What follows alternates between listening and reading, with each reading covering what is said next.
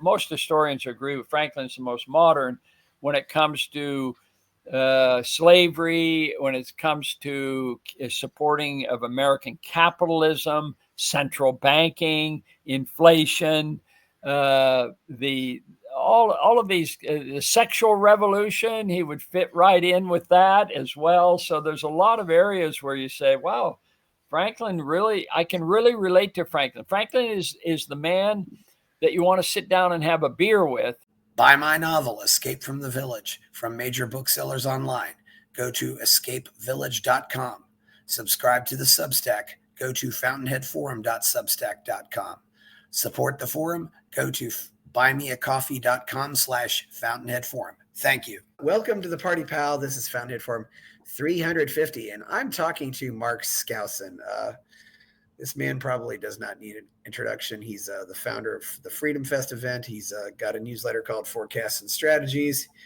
He's a longtime economics professor, former president of the Foundation for Economic Education. He's written a lot of books, and he's been fighting the good fights for a long time. How are you? Pretty good. Chris, where are you based? I'm in Austin, Texas right now. Okay.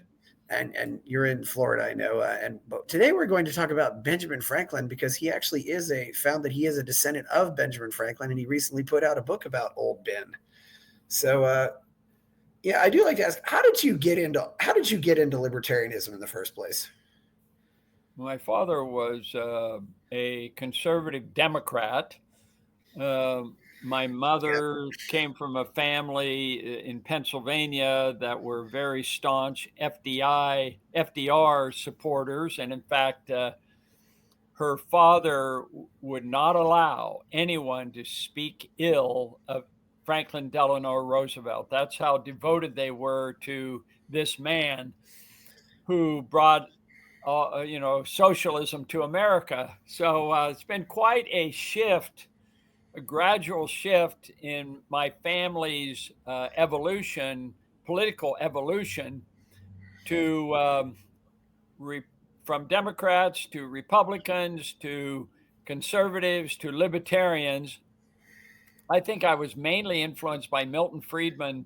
I decided to major in economics, and I got a bachelor's, master's, and PhD in economics. And economics tends to make you more free market oriented, more conservative, I think, in general. Of all the disciplines in college, the one that is least likely to be socialist Marxist is the economics department. There's just a lot of support for the Adam Smith laissez-faire model.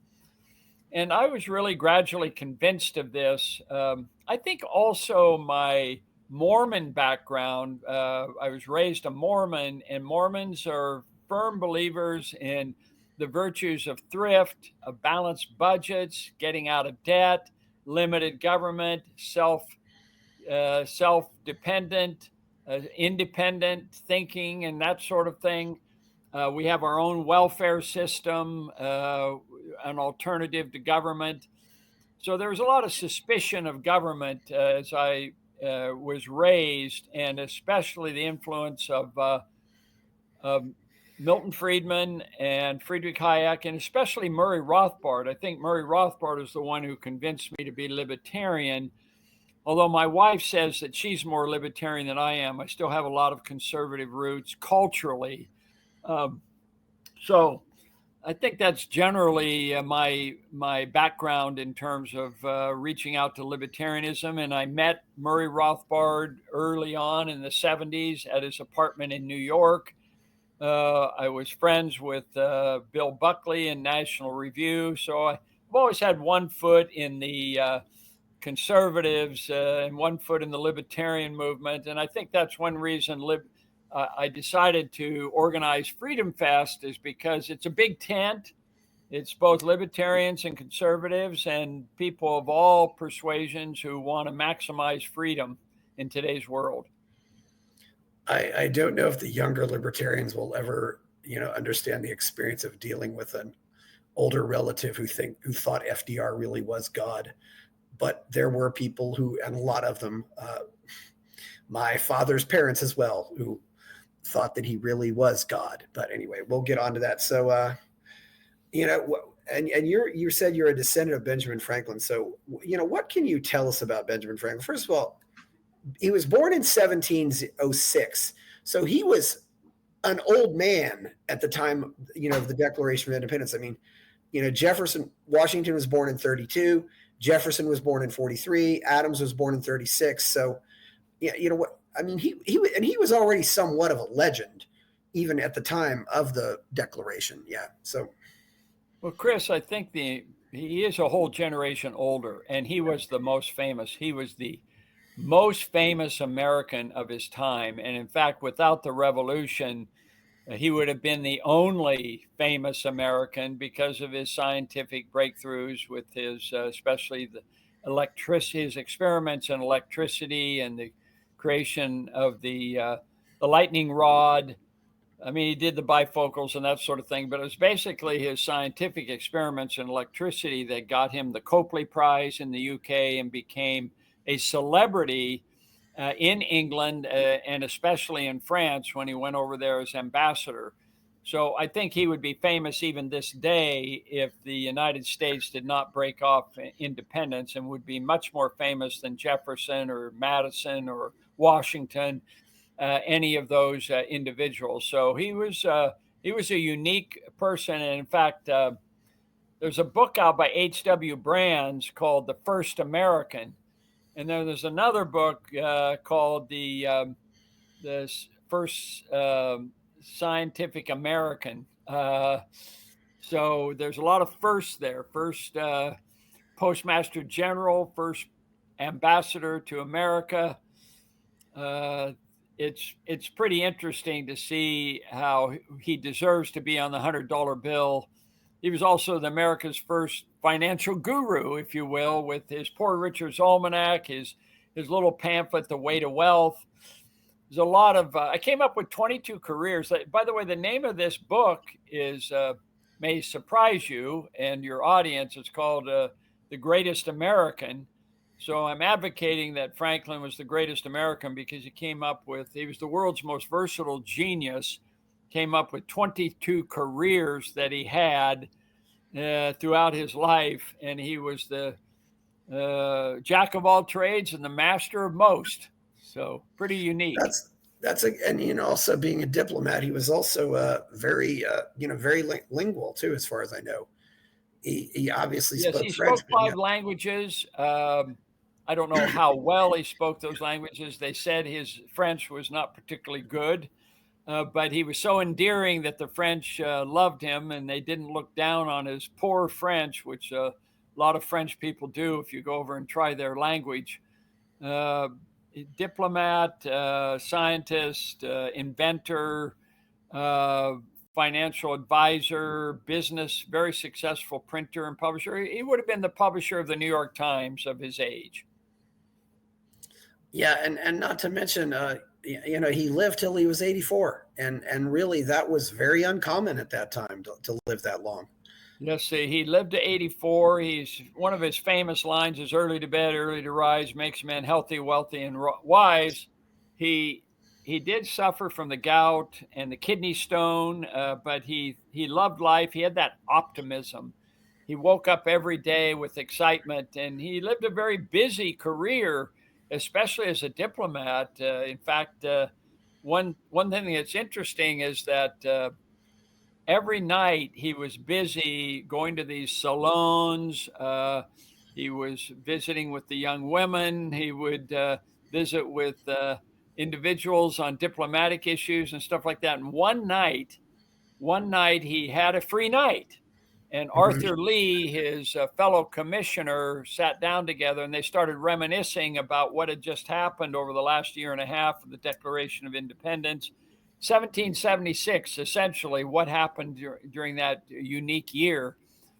And it's because of Arthur Lee sending a letter to his brother Richard Henry Lee that we know what Franklin's attitude was, because my wife and I, several years ago, finished Franklin's autobiography. I don't know if you know this or not, but the autobiography that Franklin was famous for ends in 1757, right before he becomes a London agent, going to London, there's nothing in the autobiography about the Declaration of Independence, about the war, about his ambassadorship for 8 years in France, about the Constitutional Convention. None of that is in the autobiography. It's just his early life, which was pretty interesting in and of itself as a rags to riches story, and his scientific contributions and business and all that sort of thing.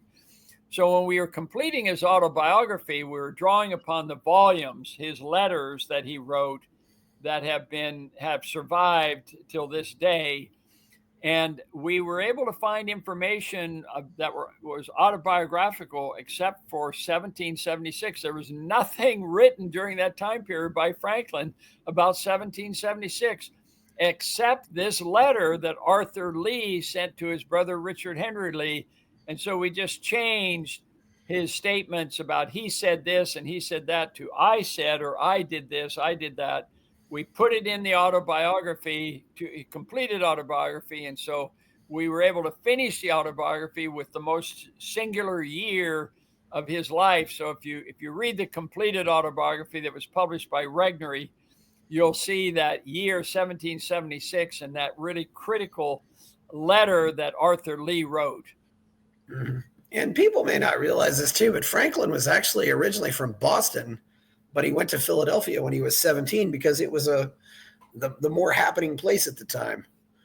Well, he's also a runaway. He ran away because he was the apprentice with his older brother James in a printing a newspaper that was being printed in Boston. And Franklin wrote articles under the pseudonym Silence Dogood and wrote some really good articles. And then James found out about it. He was very jealous of Ben Franklin's ability to write, and they fought with each other. And finally, Franklin said, "I'd had enough," and he ran away at the age of 17, ended up in Philadelphia and worked for another couple of printers.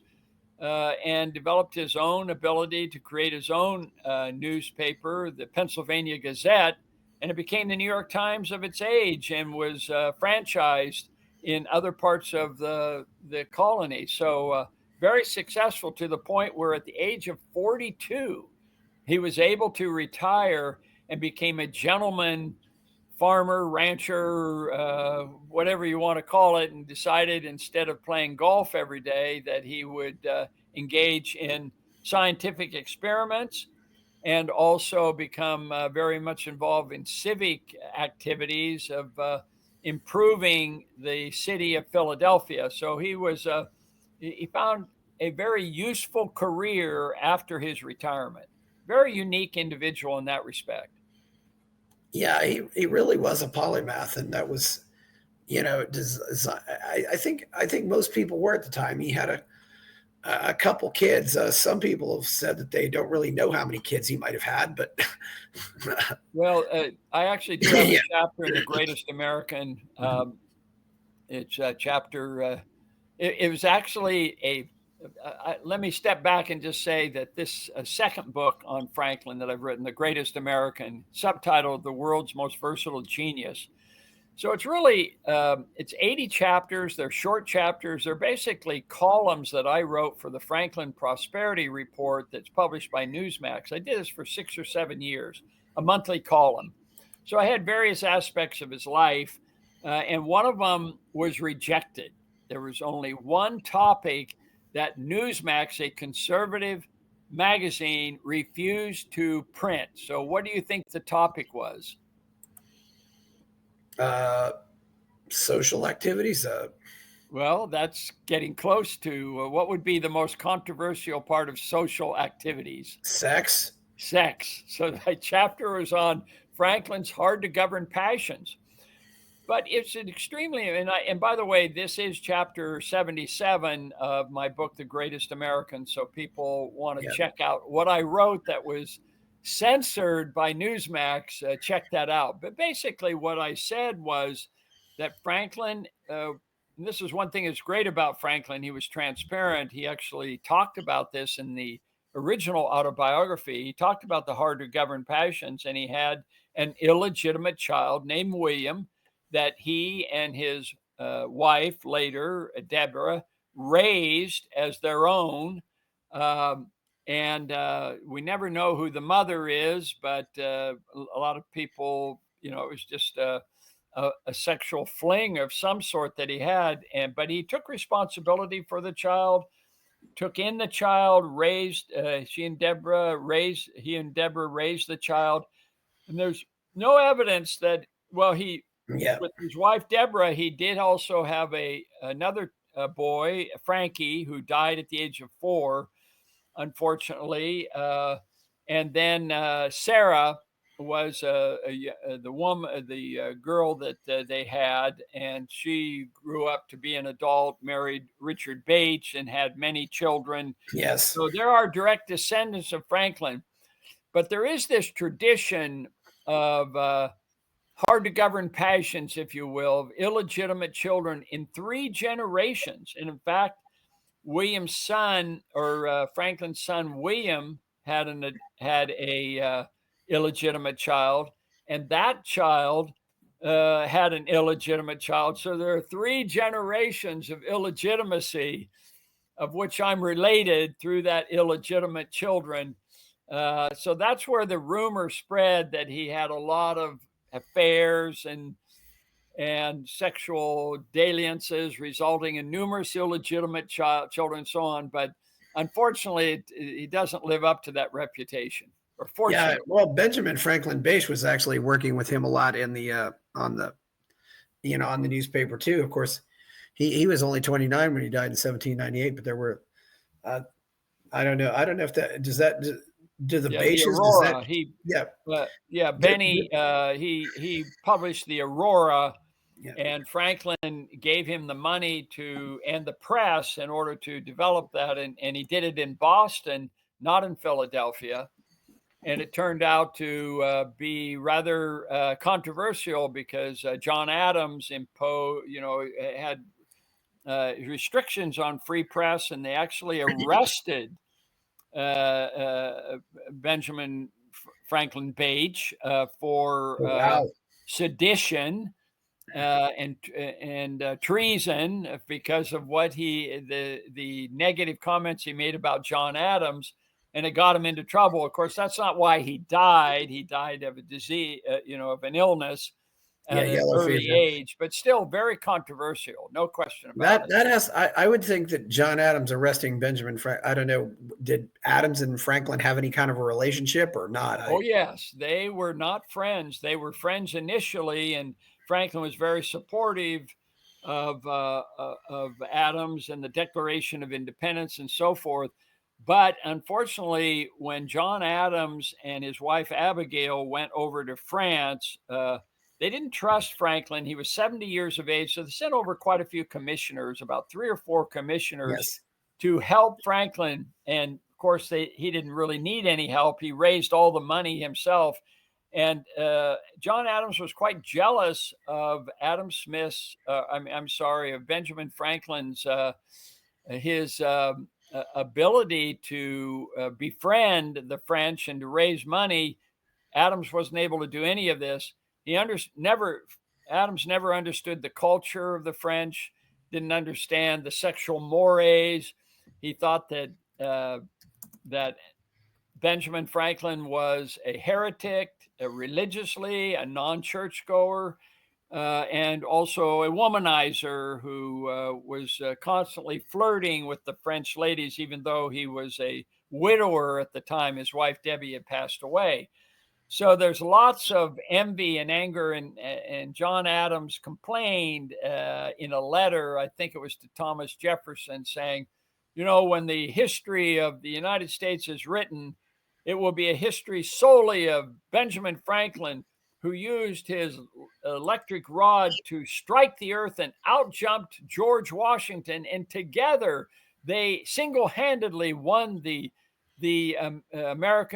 Declaration, the American Revolution. So he was very not happy. So when actually he was very much in charge of, John Adams was in charge of the Senate when Benjamin Franklin died, and they waited a whole year before offering a eulogy on Benjamin Franklin in the Senate. He was honored. 20,000 people showed up at his funeral in 1790. The House of Representatives had a big celebration of Benjamin Franklin's life, but the Senate waited a whole year under John Adams' influence. So there was no love lost between the two, unfortunately. And just to think about 20,000 people showing up at a funeral in Philadelphia in 1790, there had to be people who traveled. I mean, I don't know how large Philadelphia was then. Obviously, everything was smaller, but it was also, a big deal just to travel 50 miles back then. I can't imagine the size of a funeral like this. It's just, I don't know if, I do know, there's the famous quote from Jefferson when they asked Jefferson, are you here to replace Franklin? And Jefferson said, I am his successor. No one can replace him. Yeah, no, that's a classic line. And he actually did get along very well with Thomas Jefferson. They both loved France, both really worked at speaking French, and Thomas Jefferson went over there to become the next ambassador following France, following Franklin.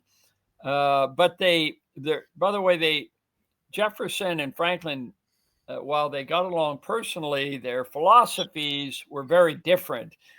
Jefferson was a firm believer in the agrarian society, thought the farmer was the best occupation that you could have. He hated paper money. He advocated gold and silver only. Franklin was totally different. He loved big cities. He loved industrial society. He thought commercial society was very beneficial. He did not think money making was a sin. He thought that central banking was a good thing and was in favor of Hamilton's banking ideas, and was actually owner of stock in the Bank of North America, and loved paper money. Actually issued a pamphlet in favor of the printing of paper money in Philadelphia at a time when the British had passed a law really restricting the amount of gold and silver that could be used in the colonies. So there was a constant shortage of gold and silver. So Franklin wrote this pamphlet making the case for the printing of paper money. And what was interesting is that the legislature, the Pennsylvania legislature, supported his pamphlet and his proposal. And guess who got the first printing order for paper money? It was Benjamin Franklin. So Franklin was also America's first crony capitalist. For better, you could say that the slave owners were, but yes, if you see slave ownership as crony capitalism. Well, that's true too. And there's two things to mention here. One is Franklin did change his mind on inflation, and changed his mind on a lot of things. On inflation, he thought a little inflation was good, but he thought too much inflation was bad, and was definitely opposed to the constant hyperinflation that was going on, not worth the Continental and all that sort of thing. So he did change his mind on that. And he also changed his mind on slavery. He owned a couple of slaves. They were simply servants, house servants. They weren't, it wasn't a plantation or anything like that, like Jefferson and Mason and Washington had. But Franklin actually changed his mind after he visited the Negro School of Philadelphia, which he helped financially support. And he and Reverend Whitfield went to the Negro School one day to visit them. Franklin writes a letter and saying, I was really surprised that the black students, the black children, were just as bright and smart as the whites. And so that became a gradual change of Franklin's views on slavery. He eventually got rid of all of his slaves, and at the end of his life, he became the president of the first Philadelphia Society to abolish slavery and encourage Congress to introduce one of the first bills was to abolish slavery outright. And of course, it was tabled and never did pass because of the South. And we paid for it another couple of generations later, didn't we? But Pennsylvania And really, Massachusetts did become really the hotbeds of anti-slavery activity. So he really did help set that forth. Who influenced Benjamin Franklin? Who influenced Benjamin Franklin?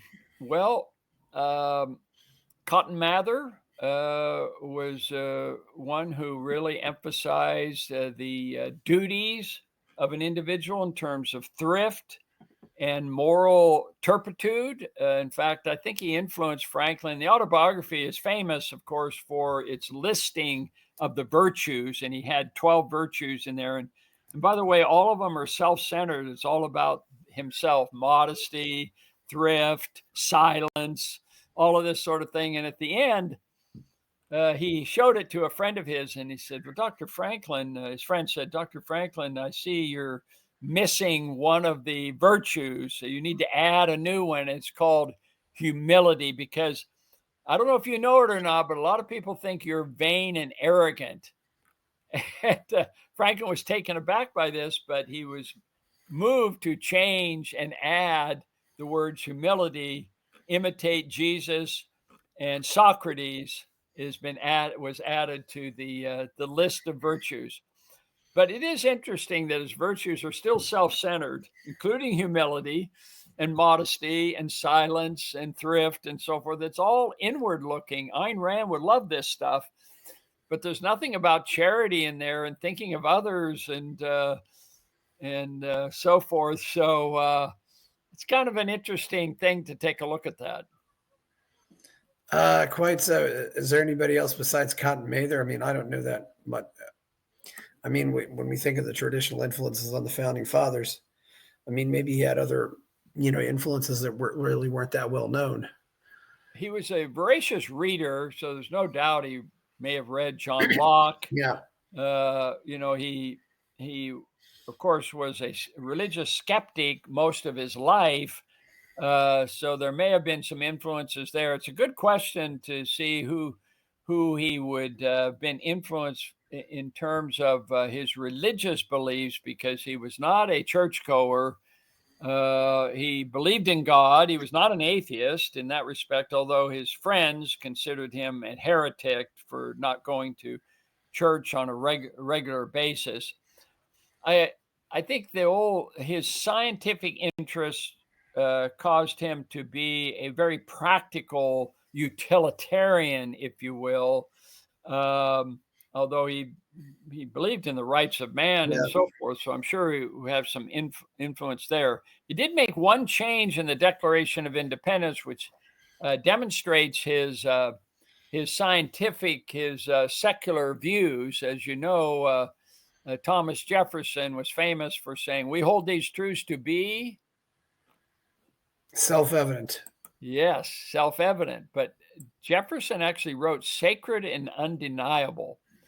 Oh, wow. And Franklin, we have a copy of the original manuscript, and you can see Franklin scratching out with his left hand, because you can see the way it's scratching out sacred and undeniable and putting on top of it self-evident.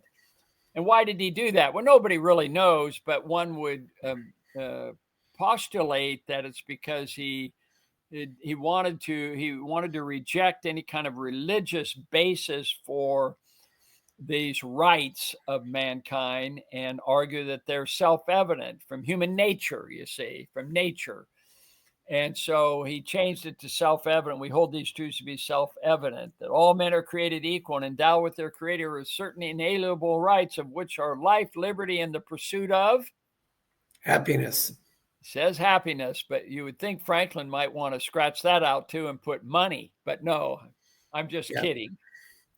Well, he did stay with happiness rather than property, which was Lockean's three virtues: life, liberty, and property.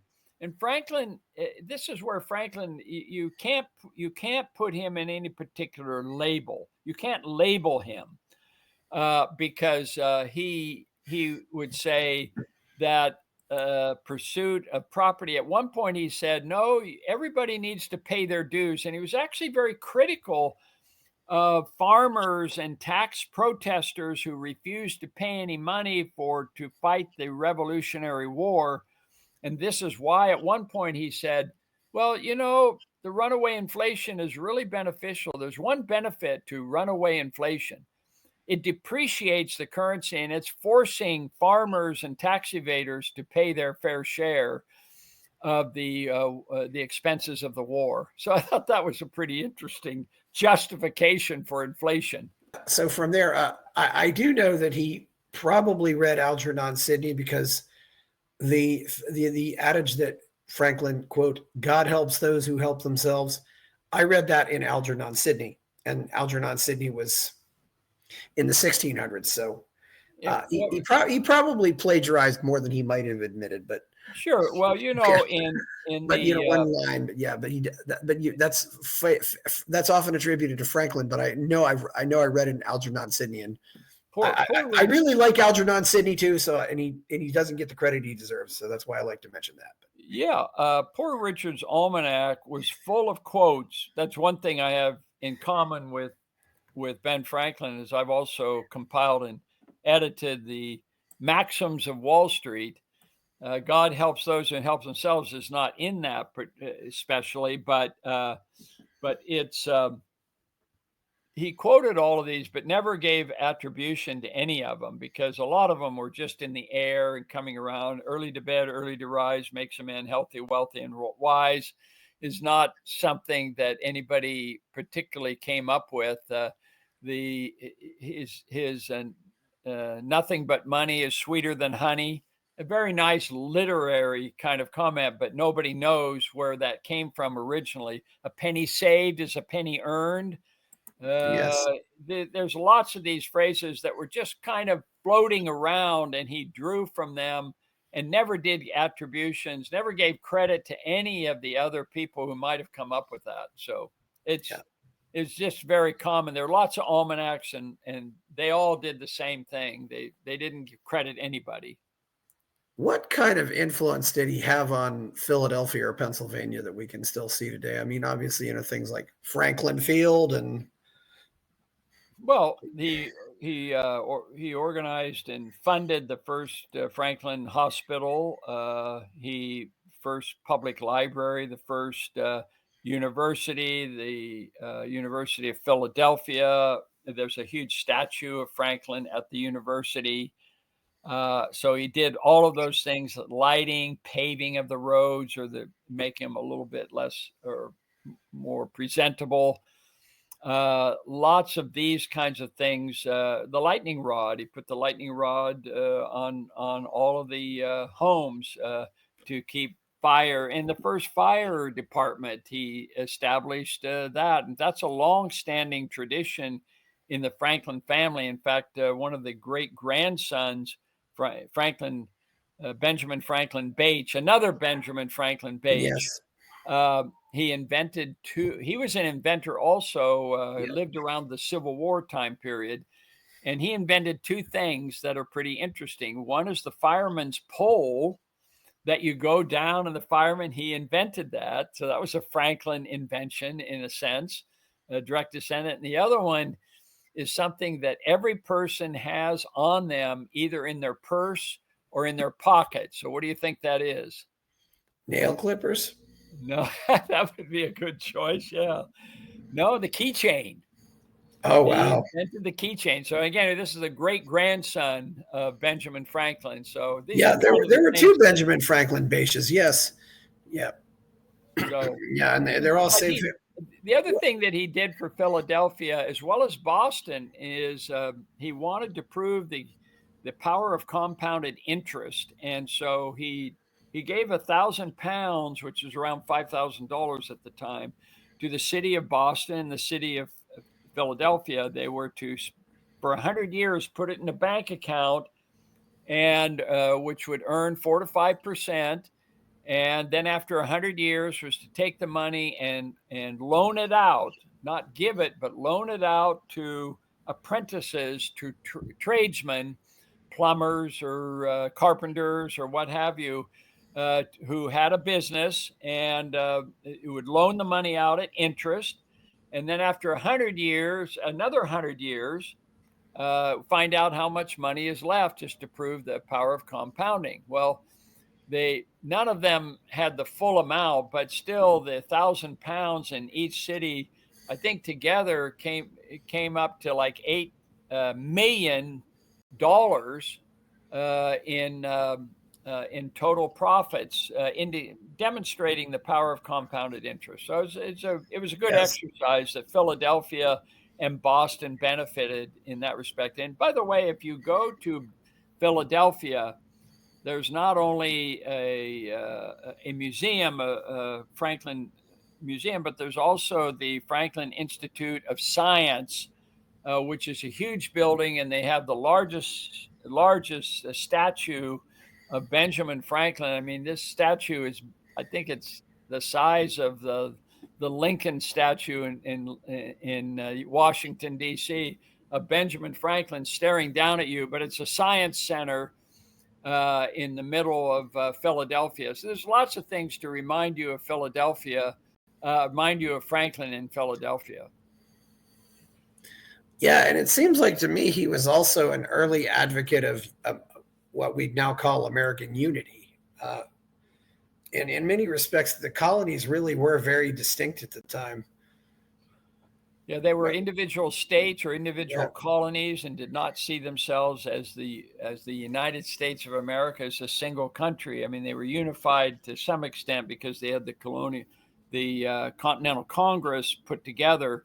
But Franklin did a famous cartoon of a snake that was cut into various parts, and it was basically saying, "Join or die" was the name of the cartoon. Join or die.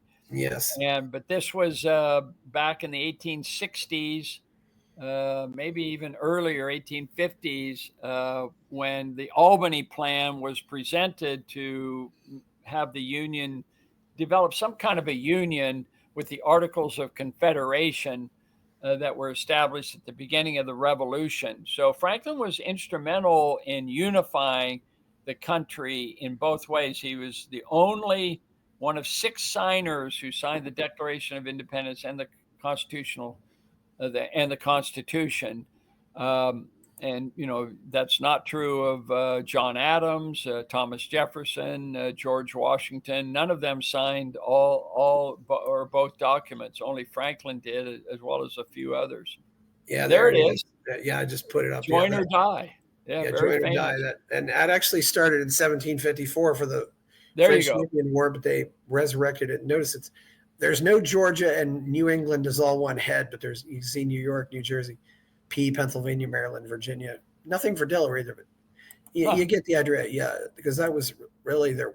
And of course, that was in the interest of increasing commerce, because some cases you had to pay taxes to ship among the states and all kinds of things. But it's also a case too where as some people say, though, the colonies really just wanted to take over, regulate. They didn't want to necessarily deregulate. They just wanted to take over and then regulate trade themselves. Well, that's true. And in my opinion, one of the great things of the Constitution is they prohibited protectionist tariffs between states. Yes. Which was a problem with the Articles of Confederation. There was really no prohibition, and they were already setting up barriers from what I understood. And so this was a good, in fact, it created a huge free trade zone. Eventually, the United States is from sea to signing sea, and it's one gigantic free trade zone. And a lot of people say, yeah, but look at all the money we made from tariffs and stuff. Well, the tariffs were really almost meaningless because you had this monstrous land zone that had different cultures, different climates, different resources, and they were all able to move things around with no prohibition, no barriers, no trade barriers to speak of. Yeah. And that became the greatness of the United States. So it's a good case for the Europe doing the same thing, the United States of Europe kind of thing with the EU, and globalization in general. So this is, one of the reasons I wrote my book, The Greatest American, on Franklin is because it's so applicable to today's rules. And Franklin was a big follower. I have a chapter, I think it's chapter 29, I believe it is, called Benjamin Franklin, Adam Smith's Invisible Hand, because they both helped each other. Yeah. Franklin was a devoted follower of free trade and said no nation is ever ruined by trade. Even the most disadvantaged are benefiting from free trade. And so Franklin was opposed to tariffs and stuff. He understood fair trade. He talked about that. But Mhm. he thought that free trade was ultimately the purpose is to reduce barriers. And he said, a virtuous and industrious people may be cheaply governed. That's all the influence of Adam Smith and his laissez-faire policies had a major impact. You talked about who would influence Yeah. Benjamin Franklin. Adam Smith was definitely one of them. And Benjamin Franklin also influenced Adam Smith, because as Adam Smith was writing The Wealth of Nations uh, for several years before it was published in 1776, he would bring copies.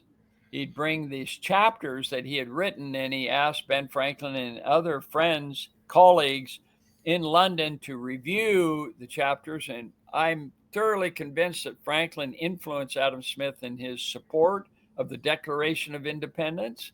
That's really pretty unique, and Yeah. also the support for America being a great and prosperous country. Adam Smith actually predicted that the United States would dominate the world in the future. All of that's under the influence of Ben Franklin. So my chapter 29 is really an important chapter. And let me just mention also one reason you should get a copy of my book is because The Greatest American is not a typical biography. It's not a biography from beginning to end of his life. It's individual chapters on how to apply Franklin to today, what Yeah. stories, what quotes you can use to apply in business, in finance, in politics, in diplomats, in healthy living. He lived to be 84. There's lots of lessons in life that you can learn from my book, The Greatest American. Certainly. Could you say that maybe he had some influence too on England? Because there were certainly, I mean, people like William Pitt and Edmund Burke came to support, the American Revolutionary cause. Do you think he had any influence on them or not? It really was a mixed bag because Edward Gibbon, for example, Decline and Fall of the Roman Empire, you would think here's something that you could apply to England, the decline and fall of England, perhaps, which a lot of people Yeah. thought you could apply Gibbon's book to England. But Gibbon himself was a strong critic of the American cause, and as were others. So there's a very divisive thing, even though you had Edmund Burke and others in favor of the American Revolution. It was a very divisive issue among the columnists, and it took them what eight, It nine, was. 10 years to gain their independence. It was not easy, Yeah, and the English it wasn't easy. did not treat the Americans well, especially the prisoners of war. That This was was, a yeah. travesty. I mean, this was against the most powerful country in the world, and it would have happened without France. Was there anybody else that Franklin was really good friends with, or really enemies with? I mean, we didn't. Did he? What kind of relationship did he have with Washington? He was very supportive of George Washington. They didn't meet a lot, but there were times where they did meet, and it was always very cordial, and they were supportive of each other. Franklin said very positive things about Washington, so they got along really well. There was no problem there. It was Yeah. John Adams they had a problem with, and the other commissioners, Arthur Lee, the Lee brothers, were very contentious people. Yeah. Ralph Echard was one of the commissioners. These people never raised a single livre, the French livre. No, I mean, Franklin raised millions of livres, billions of dollars in today's terms, for the American cause, to the point where at the Battle of Yorktown, half the soldiers were French, all the ships were French, all the uniforms were French. Oh The wow. Americans wouldn't have won this war for another 10 years if it wasn't for the French the French influence. And John Adams never raised a single livre from France. He finally got a loan from I think it was from Denmark or some another Dutch. I think the Dutch loaned him some money, but only after the Battle of Yorktown, after the war was over, finally raised some money. Franklin was really he single-handedly won the war abroad for the Americans. Yeah, one thing we should note is that Adams actually did live longer than Franklin. He made it to 90, which was also a presidential record for a long time. It wasn't until recently we had, I think it wasn't until Hoover or something, or after that we had any president who made it to the age of 90. But wow, yeah. So just an amazing life. And really, I mean, even though he lived to 84, it's almost like he lived 840 years. I mean, just all the things. What's really amazing is how he remained active that entire time period. He had to be carried into the Constitutional Convention. He did play a role in the compromise between the House and the Senate on representation. Yeah. He gave this famous speech at the end asking for prayer in the Constitutional Convention because they were set loggerheads about the House and the Senate representation. And this is where we find out that he switched religion, his religious views, which used to be very skeptical and more of a deist. And he became an active theist because he says, have we not lived long enough to see that the miracles that happened were God intervened so that we would win this war? The longer I live, the more I know that God governs in the affairs of men. This is this final speech he gives in favor of the Constitution, and he asks you to sign it.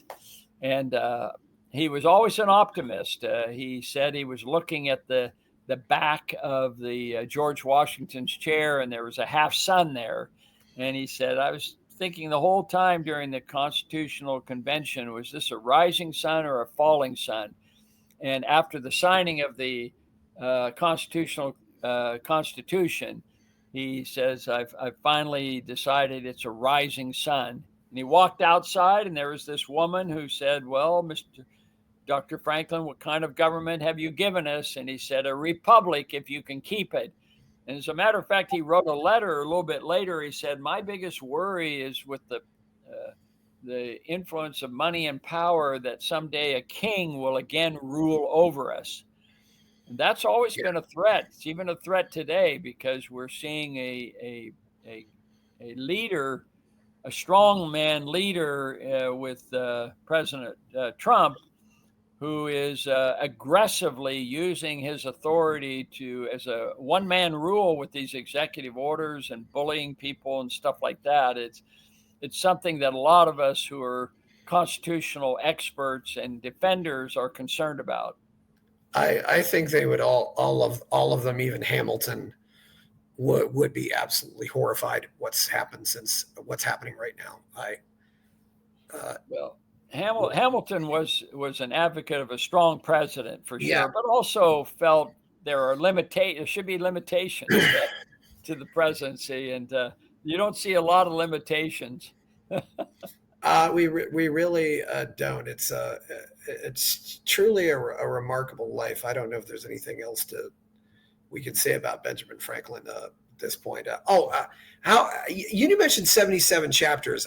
I assume 80 chapters, yeah. How long are these? Must be pretty short chapters. I mean, what's your book? 100,000, 150,000 words? It's 350 pages, short chapters. Yeah. I do have 2 academic papers in there in addition to the columns. The 2 papers are the Benjamin Franklin's influence on Adam Smith and vice versa. And then there's chapter 80 to show you that I do try to be fair and balanced. I have Benjamin Franklin and his critics.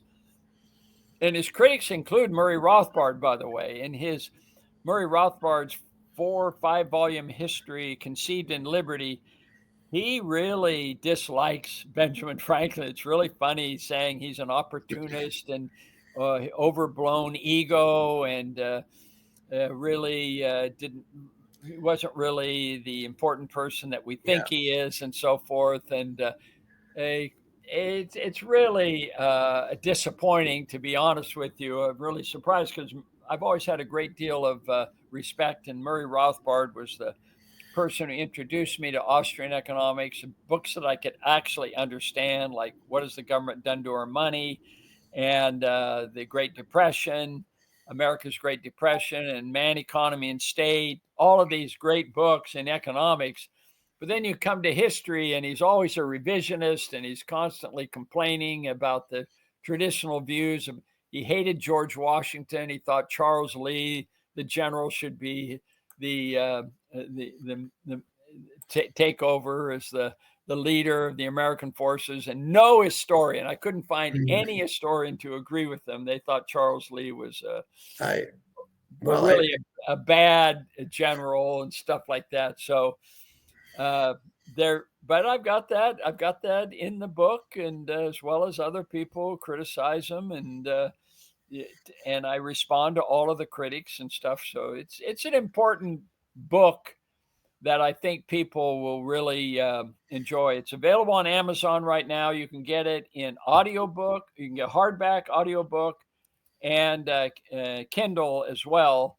And I also make it available personally, autographed copies, if they go to skousenbooks.com. So that's another place to Yes, purchase and the book. there's probably I can imagine there are hundreds of bios of Franklin out there. If we've probably look hard Right, and that's why I emphasize that my book is not a biography. I have a 2-page Yeah, summary of his life, but then I go into various aspects of his life and how to apply it to today's lessons. yeah. And is there also, is there a good collection of all of Franklin's writings out there? I mean, like his letters, his public papers, and all that stuff. I mean, I don't know if there's a.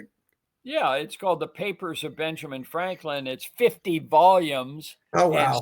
they haven't finished it at Yale University. So you can go online to The Papers of Benjamin Franklin, and you can read all the papers. You don't have to buy the volumes. I've purchased the volumes and used them to complete his autobiography, but you don't need to do that. You can go online and you can see the letters that he's written and stuff like that. It's pretty interesting, but I've saved you a lot of trouble. If you just read my book, you can get a lot more out of it.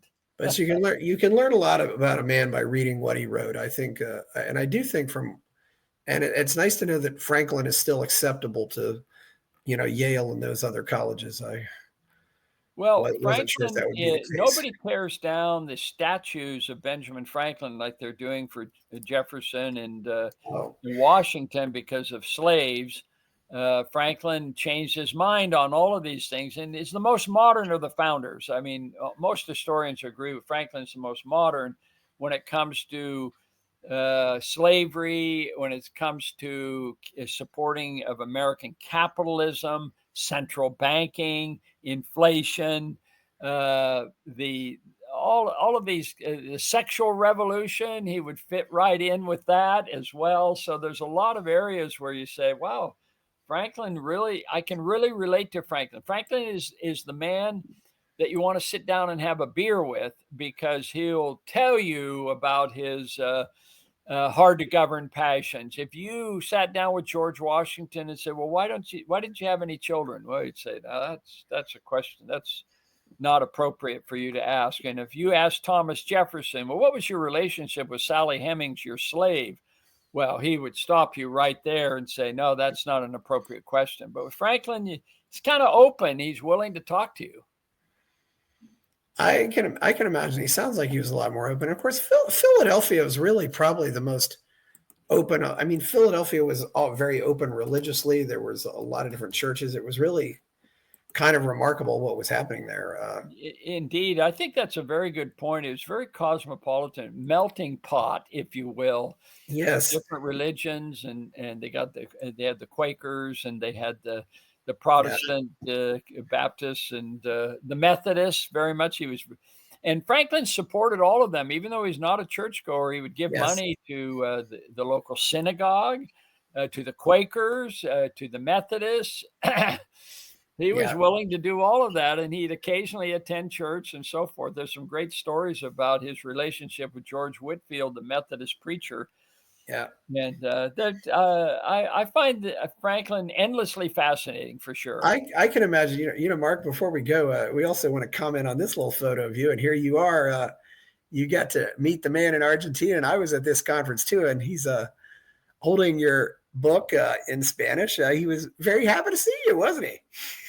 This was the thing because we had invited him to Freedom Fest in 2023, Yeah. and a month before, for whatever reason, he canceled on us, and people were pretty upset and disappointed. So I didn't know if he was angry at me or what have you. But when I met him, his eyes lit up, and he says, Oh, "Oh, yeah. you're Mark Skousen. I've read your book." And because I was showing him my book and I had autographed it, I didn't know if he'd seen it. And he says, "Yes, I've read your book and I love it. And it's influenced my life and so forth." So it was just wonderful to meet Milei. And he's trained in Austrian economics. He's an economist. He's a libertarian. He's I think we're all very hopeful that he will set the standard. We've been disappointed in Trump on his protectionism and stuff, but Milei is for free trade, and he's standing for everything that we stand for. And he's been successful bringing down inflation and cutting the size of government and so forth. We'll see if the jury is still out, but I think he has a possibility of being a real statesman and a hero, and one who can set the standard for future leaders around the world. I think he really loves people, even the people who disagree with him. And I think that's a virtue. And, if it hadn't been for his security team, I think he probably would have hung out with us for an hour or more but they Well, seem to that's a try to good get him point. out In of there. fact, I Yeah. was told by a number of people, I said, "You've got to arrange for me to meet President Milei." And they said, "Oh, yeah, we can do this and that." And Yeah. he's going to be there for dinner and stuff. Well, when I noticed he was moving away from dinner, I jumped up and went straight up. And it's like the Red Sea parted, and there he was. And I was able to spend some time with him. It was a great Yeah. feeling. It's, Mark, one thing I've said too is, I've heard him mention Israel Kirzner so many times. We got to get him to meet Israel Kirzner. That's still because Well, Kirzner's still alive. He's what, 95 now, but yeah. I Well, hope man, listen, Mohammed's not going to come down from the mountain. You're going yeah. to have to go up to see him directly. Yeah, well, Milei might be back in New York again, and he might be back at DC. Yeah, Well, we're hoping next year he'll join us at Freedom Fest. We'll see. I hope so too. But you're looking at he's got to take 3 days off to come to America, whereas something like this he could take off 3 or 4 hours. And Yeah, that's why we got to meet him for sure. Yeah, he's in here. Karina was there, and I did get to give my card to Sturzenegger, so that was a good sign. Yeah, it was just great to see Milei, and I was crying a little bit during this speech. It's just I had to bring this up and just. I'm really glad you brought it up because it was a unique experience, and I'm really glad I came down Yeah. for that meeting and got to meet him because he is a unique character right now. If you think about it, it's the only libertarian head of state who has a background in Austrian economics. I mean, you can't get any better than that. I think the qualities he has, he took his glasses off a lot during that speech, and I think he really felt like I'm home. So I think he just abandoned the script and just talked from his heart, not really going off the speech. And just, absolutely. I did want to mention that before we go, was that this was at the Absolutely. Liberty International World Conference in Buenos Aires, and which is a lovely city, going to worth visit. It's and he, Well, the thing is, in life, we have a lot of challenges, and how often do we meet leaders that we're not disappointed in? And that happens so often. Or we have people that we like, but they just don't really have that much of an influence. I mean, I don't think he can be perfect, but Mark, I say to people now, if it's not Javier Milei, then who is it? And it's funny you say that because just a week before I was in Lakeland, Texas, and we were honoring Ron Paul, former Congressman Ron Paul, and his 90th birthday. But we look back on his career, and yes, he won his position in Congress, but he ran for Senate and lost, ran for president and lost. What a difference. Milei ran and actually won as a congressman and went on to win. So it's pretty rare. We do have Rand Paul, his son, senator of Kentucky, but he ran for president and didn't go anywhere. So Yeah.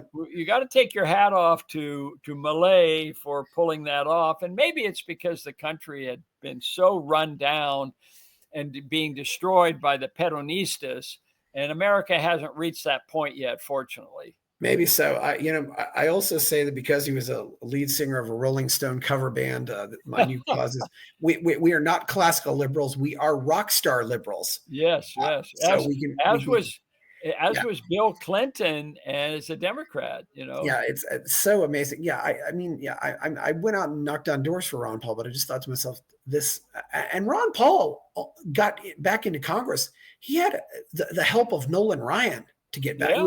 Who was a major celebrity. I mean, I'm just looking at, and I do disagree with you. Donald Trump has not disappointed me because my expectations were so low. But so I really, it's really amazing, and I hope we can get good midterm elections down there. And I don't know if you heard about the incident yesterday. Somebody tried to hit him with a rock or something. It wasn't. What?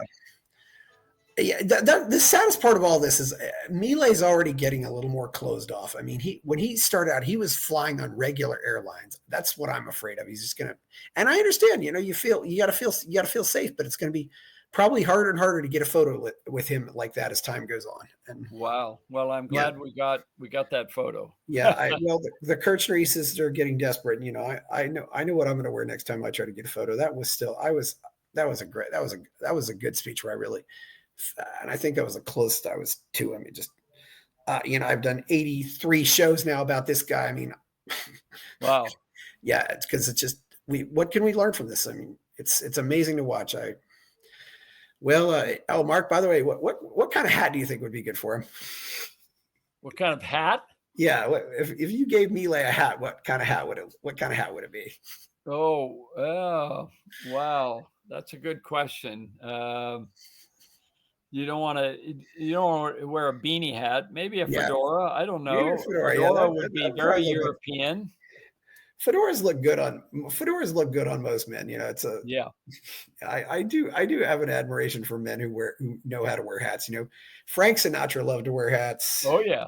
Humphrey Bogart. My grandfather always wore. My grandfather would always wear a hat to go to church. Of course, never wear a hat in church, but right, of course. But yeah, the thing is, I'm trying to create a new, bring back an old custom, because if you look at the movies of the 30s and 40s.